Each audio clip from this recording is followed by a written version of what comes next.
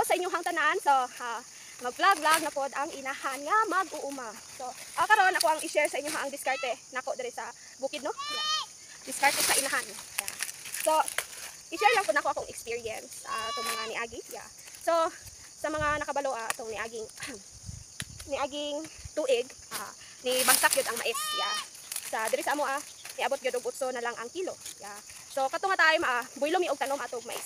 Kay naamay nagpautang sa amo ano. So, mo tong nakabuylom mig tanom luag kayo among maisan niabot og unom ka bag ang among gitanom. Yeah.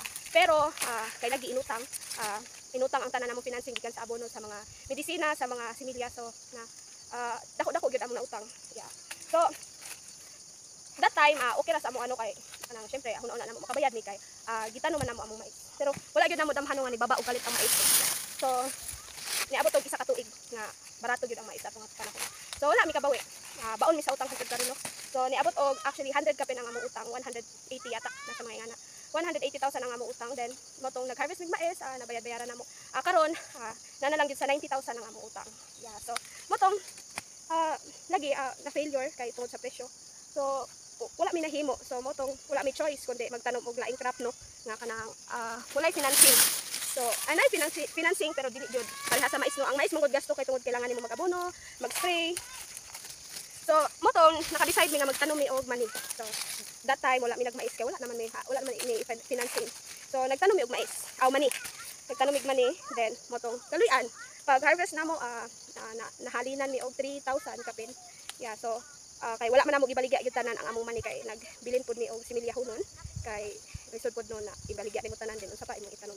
So, motong nahalinan mi og 3 mil sa amo ang mani. So, niaging tuig pa rin akong experience no kay lagi barato ang mais, wala may choice kundi magtanom og laing crop. So may nalang gyud no kay natay kabaw, so motong nakatanom tag mani kay abi ninyo ang mani kailangan jud siya daruhon. Yeah. So ang mais lahi siya sa mais no kay ang mais pwede nimo itanom ang mais sa dinaro, pwede pud sa dili.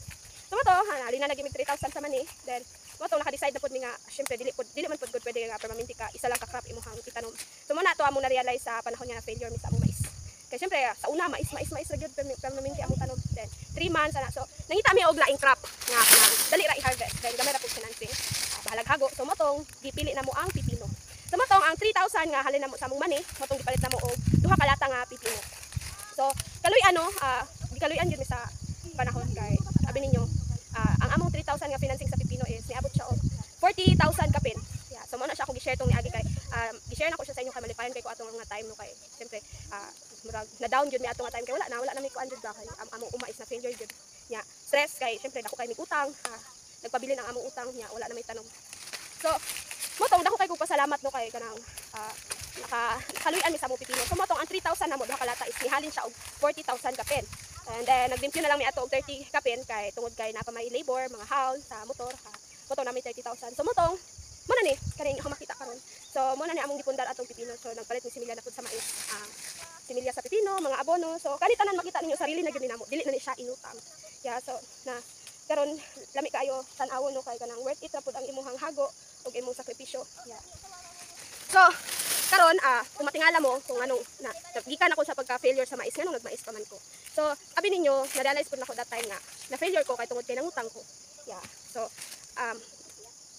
kung para magud sa kung sarili nimo pud ang financing sa mais nya imong hadyong trabahuan dili ka magsalig sa puro lang sweldo. So nagyud gihapon kay ma-income. So profitable gihapon ang mais no. So actually daghan gyapon farmer nga successful gihapon, naging successful sa mais. Yeah, so kailangan lang gyud nimo balansehon gyud og makadaghan ang mga step by step nga imong himuon sa imong uma. Kay kung magsalig lang manggod ka permanente sa mga laing tawo kanya syempre kailangan mo magsweldo so wala kay profit kay dili man ka nagatabang. So man ang kami karon kami nay namanit. Amo lang gigastoan ni is ang naghagbas sa mais. Yeah, so mas limpyo siya, mas dali ko siya panitan no kung inani ang process. Yeah. So, kung advice po nako sa mga mag-start og farming, kung gusto mo magtanom, kung labi na nga wala kayo may financing, kung namin magpautang, ayaw gito pangutang. So, advice nako is, pilia ang crop nga kanang gamay og financing. Yeah, pareha sa pipino, kamote, mani. So, kana sila nga mga crop, dili na nimo na siya kailangan apunuhan. So, after that, pwede na rin ka kung maka-income na ka sa mga ingana nga mga crop, mo na din to imuhang i-rolling. So, pwede na ka makatanom. So, na kay financing, na kay sarili financing. So, pwede na ka magtanom og laing crop nga mas dako pa gyud ang profit. Pero mas dako na siya financing pero mas dako siyang profit. So mo po advantage no kung mag financing ka og mga crop nga especially labi na sa mga butang nato mga talong, ang palaya kana sila nga mga crop is dako gid kang financing ano. Yeah, pero dako gihapon ka og profit. So, kung wala kay financing sa magtanom sa ka og graph na wala kayo financing para na kay ka financing dili na ingon nga pareha sa mo ano nang utang then karon baon sa utang. Yeah, pero di gyapon ta magpaluya-luya no kay lagi kailangan pa gyud nato na bayaran ang atong utang. So, maning kamot ang gyapon bahalag kaning mais kutubras utang. So, kaning mais mo ra gyud ibayad sa mga utang na kay. Dugay-dugay na gyud tong utang gyud. Tapoy na pud mino nga kanang siyempre na mag-agi-agi ka